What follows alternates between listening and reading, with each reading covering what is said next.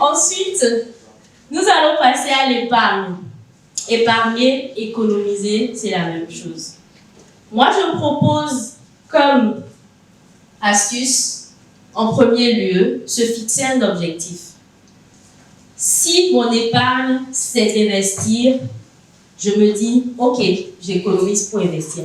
Parce que généralement, quand on décide d'économiser et qu'on n'a pas un objectif clair par rapport à son économie, on se dit, bon, ok, je suis arrivé à 100 000, c'est rien, je peux consommer 50 000 rapidement, et puis après, je passe à autre chose. Donc, si vous ne vous fixez pas un objectif par rapport à votre épargne, c'est difficile de continuer à épargner. Je ne dirais pas que je suis parfaite en éducation financière ou en économie, mais même moi, ça m'arrive. Je décide d'économiser 500 000, je n'ai pas d'objectif au loin. J'économise, j'arrive même des fois à 450 000, je me dis, bon allez, tu as quand même fait un effort. Consomme 100 000, tu vas le remettre à sa place. Ce sont des fois des petits démons de griffes qui sont à côté, qui nous donnent des idées.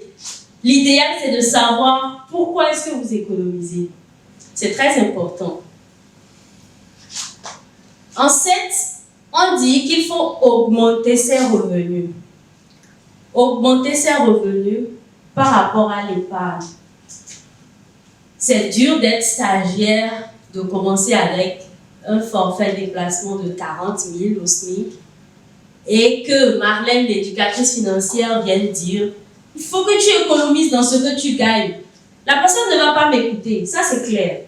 La personne dira mais tu n'arrives même pas à manger, tu me demandes d'économiser encore. Non, mais c'est un poids pour moi, moi je ne peux pas économiser.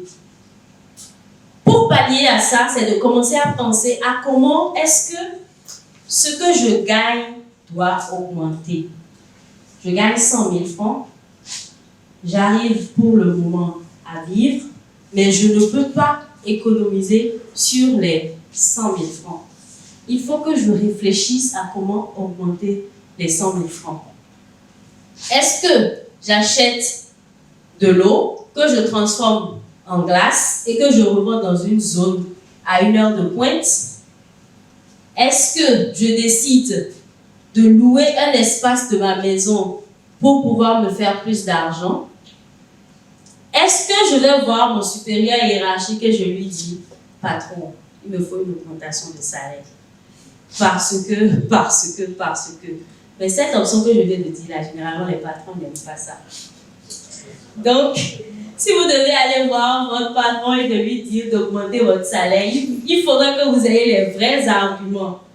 Ne dites jamais j'ai fait 5 ans, j'ai fait 10 ans. Le patron va te regarder et dire alors. Parce que l'objectif pour lui, c'est que son entreprise dure 99 ans au moins. Si tu viens parler de 10 ans, il se dit mais moi je veux que mon entreprise aille de l'avant pendant les 10 ans là. Qu'est-ce que tu m'as apporté? Au contraire, tu m'as coûté trop cher. Pourquoi est-ce que je dois augmenter ton salaire? À ce moment-là, sachez aussi négocier une augmentation de salaire. Je dis ça, je dis rien. Pour les employés qui sont ici, c'est une astuce. En 8, décider par soi-même. Décider par soi-même est plus facile comme conseil. Je veux aller à Ouidah. Je veux aller en voiture. Je veux aller à 8 heures. Je veux payer 50 000. Ce n'est pas tu dois aller à Ouidah. Tu dois aller en voiture. Tu dois aller à 8 heures. Tu dois payer 50 000. Les décisions qui sont liées à l'épargne ou toute décision liée à l'argent doivent venir de vous. C'est vous qui connaissez combien vous gagnez. On vous conseille, on vous donne des idées, on vous aide à décider, mais c'est vous qui décidez de combien vous voulez mettre dans telle ou telle chose en fonction de ce que vous gagnez. C'est très important. Décider par soi-même. Je sais qu'est-ce qui est mieux pour moi. En fonction des conseils qu'on me donne, j'adapte. 9. Constituer une épargne minimale de sécurité. Une épargne minimale de sécurité. Ma sécurité, c'est 3 mois. Ma sécurité, c'est 6 mois. Mes dépenses, c'est 100 000. Si je passe, par exemple, 3 mois sans salaire, je peux au moins payer mon loyer, je peux au moins manger, je peux au moins aller à l'hôpital, par exemple, constituer une épargne minimale de sécurité.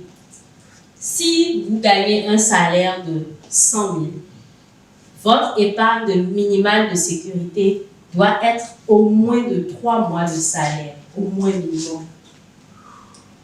Ça, c'est si votre salaire est fixe. Si votre salaire est variable, aujourd'hui, le PDG est content, il paye le salaire, ça fait dans 5 mois. Ou alors, le deuxième cas, c'est que vous êtes dans une profession libérale, avocat par exemple. Vous savez que quand je gagne une affaire, c'est vrai que ça, c'est un montant qui vient tout de suite et qui est considérable. Dans ce cas, mon épargne minimale de sécurité ne peut être minimum de 3 mois, ça doit être de 6 mois. Parce que vous ne savez pas quand est-ce que ça va revenir. Et l'épargne minimale de sécurité, c'est pour les urgences. Une urgence, ce n'est pas un iPhone 15 qui vient de sortir. Une urgence, ce n'est pas un mariage auquel je dois participer et je dois porter la dernière veste Prada. Une urgence, c'est mon enfant est malade, il faut qu'on le soigne. Le loyer, il faut bien que j'ai un toit sur ma tête. Si j'ai négocié avec le propriétaire, il ou elle dit non, je veux mon argent. C'est une urgence qui vous donne l'autorisation de puiser dans votre épargne minimale de sécurité. Et quand vous pouvez maintenant remonter la pente, c'est le moment en fait de pouvoir compléter cette épargne-là et d'atteindre encore votre objectif de minimum 3 ou 6 ou en fonction de ce à quoi vous aspirez, ce que vous avez envie de faire. En 10e point, je propose qu'il faut positiver sur l'argent à tout moment. Je reste positif. L'argent n'est pas démoniaque. Au contraire, l'argent peut réaliser tous vos rêves. L'argent fait le bonheur, mais sans argent, je ne pense pas que vous pourrez atteindre le bonheur minimum. Il y en a, leur bonheur, c'est de manger. Si tu n'as pas au moins de quoi t'acheter à manger, tu ne peux pas dire « Ok, je suis content ». C'est ma vision des choses. Positiver sur l'argent. L'argent ne fait pas du mal, sauf dans certains cas. Mais au moins, il règle les problèmes prioritaires. Nous avons tous besoin d'argent, tout au moins pour vivre. Si l'argent n'avait pas été créé, peut-être qu'on aurait d'autres problèmes à cette heure-ci. Mais tout ce que nous faisons aujourd'hui, notre être, pouvoir survivre 50 ans, 70 ans, se faire plaisir, aller de point A à un point B, c'est l'argent qui règle ce problème. Donc, il faut être positif sur l'argent. Même si vous êtes dans une situation où vous dites c'est fini, soyez en fait positif sur l'argent. C'est la moindre des choses. Si vous allez quelque part, vous ne savez pas où vous allez, mais vous êtes déjà négatif par rapport à l'objectif que vous avez à atteindre. Je ne pense pas que toutes les conditions puissent se réunir pour que vous puissiez atteindre cet objectif-là. Et c'est pareil quand il s'agit d'argent. Positiver sur l'argent le maximum possible.